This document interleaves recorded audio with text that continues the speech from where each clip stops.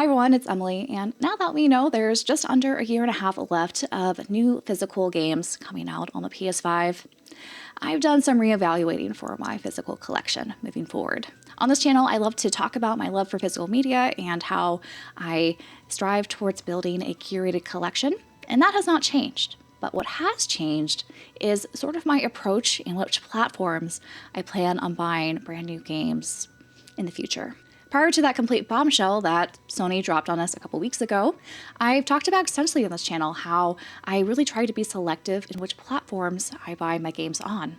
And I was sort of in favor of the PS5 because so many of the third-party games that I love, especially in the JRPG genre, happen to have the best builds and no necessary internet connection in order to play on their PS5 respected physical versions. In fact, one of my favorite franchises of all time, the Trail series, was one that I deliberately picked out for the new games on the PS5 because that's where they ran the best and they had the most complete builds.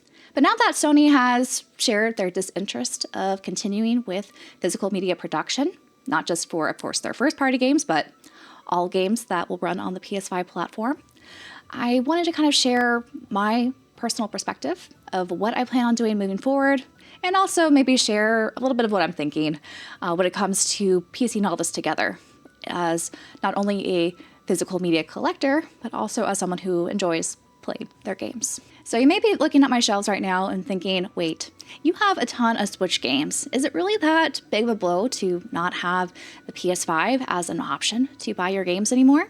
Because you have clearly a Switch 1 and a Switch 2 that still has physical media at this time and have not reported any plans to reduce them. However, we have been dealing with a lot of reduction of true physical games in the past year alone when the Switch 2 was introduced to the market. And this greatly impacted third-party games, which are the games that I primarily play. A lot of third-party publishers that I tend to prioritize when it comes to collecting as well as playing their titles, like Square Enix, NIS America, Bandai Namco, just to name a few, they've all been kind of in favor of adopting game key cards on the Switch 2 consoles.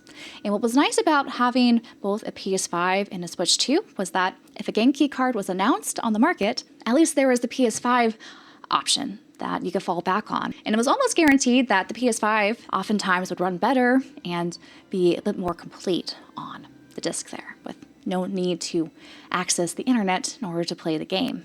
But now it looks like that's all going to go away. And I'm a little bit sad, I won't lie, because a lot of these publishers, I very much anticipate their collections. As you can see in my PS5 collection alone, there are a ton of these studios being represented. And I actually have quite an extensive wish list of games that have already been released and ones that are coming out that I plan to, or had plans rather, to add to my shelves. But unfortunately, that seemingly will no longer be an option when it comes to January 2028. And I know there's going to be plenty of people commenting that who cares about physical media?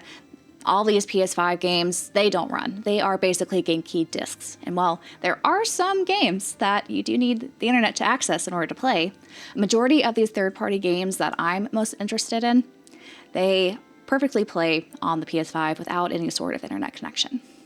And so it's a little sad that that is being taken away as an option. And this hurts not only, of course, collectors like myself and many others, but really everyone.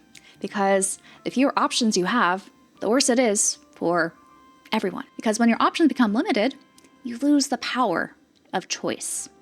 And who has the power? At the end of the day, it's just going to be Sony. And they're going to be the only ones who are able to distribute these games at the prices they set. We already know that Sony really can't be trusted when it comes to their digital ecosystem. They've deliberately removed movies from their servers and people's libraries.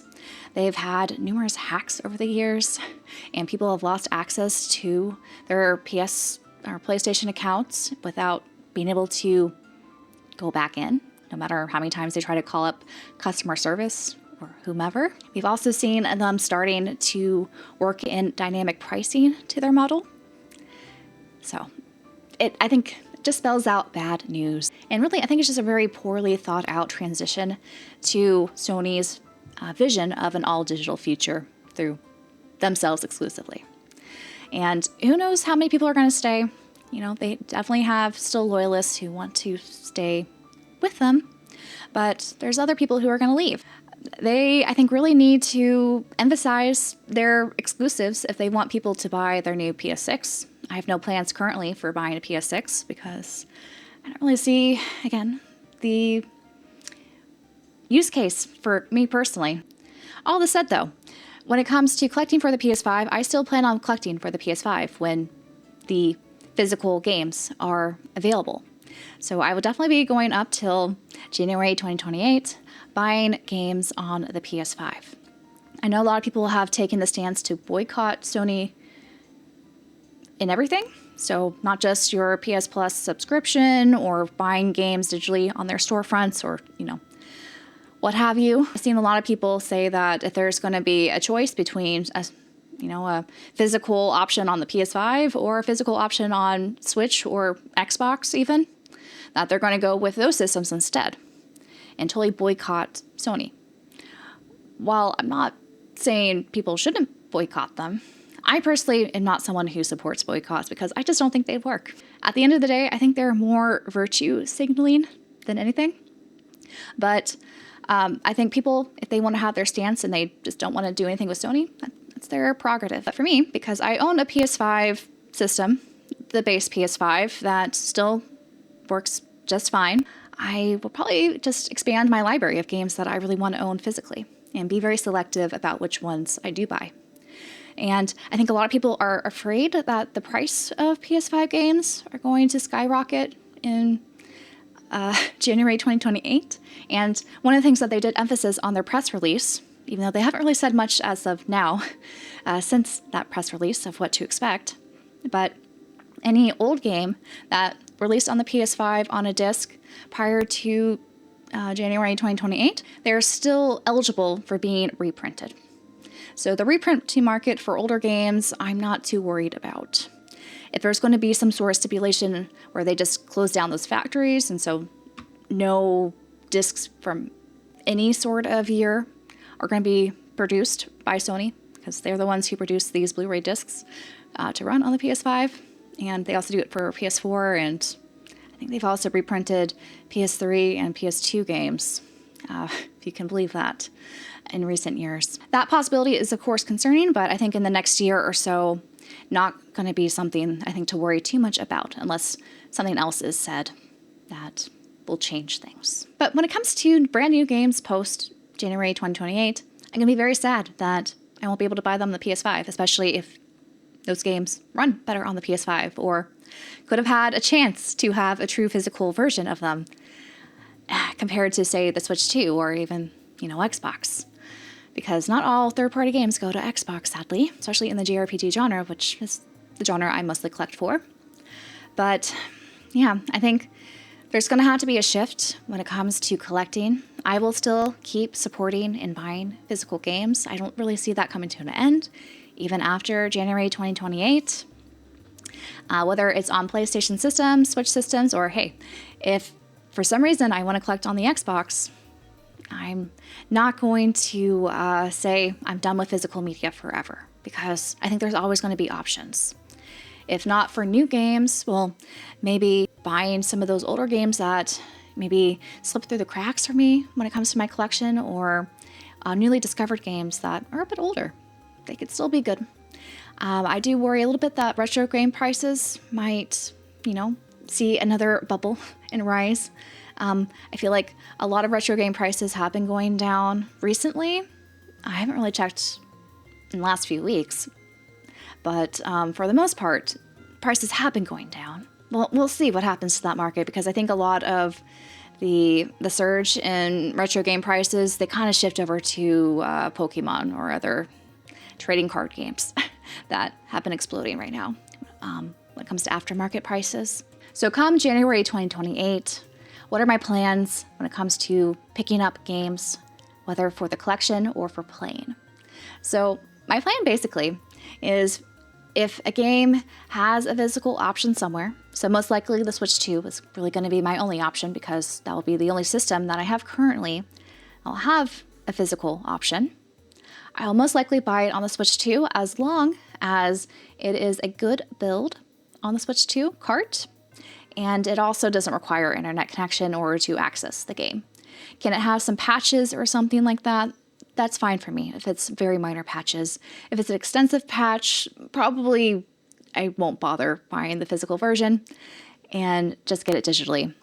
Now, my preference when it comes to digital games will be always Steam on PC, as well as GOG. There are some other digital platforms available on PC that I may also consider, when it comes to that competitive pricing models of all those different storefronts. But for the most part, most of my games are nestled in the Steam ecosystem because I'm part of a family shared library. We have over 850 some games. So I don't really see myself diverging from that anytime soon on the digital front. Physically, though, the Switch 2 is probably going to be the only option that I have. And I'm somewhat okay with that now that we're seeing more Switch 2 true physicals coming out of the woodworks. Again, I'm just going to have to monitor, how good are those builds before I decide to pick them up physically or not. When it comes to first-party games, I guess it's a good thing. I'm not really that attached to a lot of current Sony first-party IPs. The only one really I'm really super into is Ratchet and Clank, and I don't know when we're going to get a new game from Insomniac on that franchise anytime soon. The other games, it's possible Sony might have to dip back into PC, even though they said they're just going to have their first-party games available only on PlayStation. We'll have to see if that changes, given pressures of how expensive hardware is and if they're able to actually make a profit if they have some sort of delayed release on PC at some point in time. So again, that'll be a wait and see what happens there. But for the most part, I think I'm a little bit sad, of course, that the tides, the shift towards eliminating physical media for games has sped up a little bit faster than I had anticipated, especially on the PS5. But we all adapt. And whenever physical media no longer is available on any platform, I'm still going to be playing games. Most likely just on PC at that point, because I don't really see myself buying a $1,000+ console just for a couple exclusives available from one of the major platforms, especially when I have a very good PC that's going to last me, probably a decade at this point. But yeah, we'll have to wait and see what happens. It's okay to be sad and kind of, take time to reflect on how you want to go about this hobby, because it's becoming a very expensive hobby. So it's very reasonable to figure out how you want to position yourself, because we're going to soon have no secondhand market when it comes to buying, cheap used games and used systems. But the retro market, I guess, will always be there. Hopefully it won't skyrocket like it did during the COVID times. But I think there's always going to be some option that's not going to be super expensive. Just as long as you kind of avoid, the trendy retro systems, should hopefully be fine. So not getting FOMO on that part. Hopefully it'll be okay. But when it comes to collecting, though, there's always things to collect. I quite enjoy collecting soundtracks, art books, and figures. So whenever I have a new game that's coming out that I really enjoy and love, probably just going to have that or those kind of items be more represented in my collection than the physical games. Again, a little bit sad, a little disheartening. That is where the shift is going. It would be nice if Sony, backtracks what their plan is. It's totally possible. They've done this before on other things, but it's going to be a wait and see, and, I think it's important just to still enjoy the hobby any way that you can. But that's it for me. Don't be surprised if I have a PS5 game haul coming in the following months, because I do have quite a number on pre-order.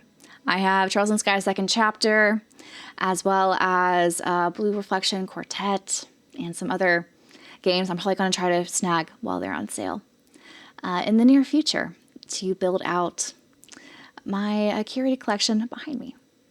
and definitely play more of my PlayStation collection on stream that I've been doing recently. And just continue enjoying the hobby. But I want to take this time to thank all of my channel members for helping make videos like these possible, as well as my live streams. And a huge shout out to all of my Orbment Architect level members: Trin, Night Noctum, George, Just Another Joe, Dan, Scott Healy, Osman, Steven, Joe, Champagne Sherpa, Skylit Sanai, Glenavere, and I'm Aki. Thank you so much for all your support. So I'd love to hear if you guys are also reevaluating your PS5 collections or just your general gaming collections. And also what your plans are moving forward. Are you going to give up just collecting in general? Are you going to give up gaming and just play retro games? I've seen a wide range of responses. So I'd love to hear what you guys think down below. And until my next video, bye-bye.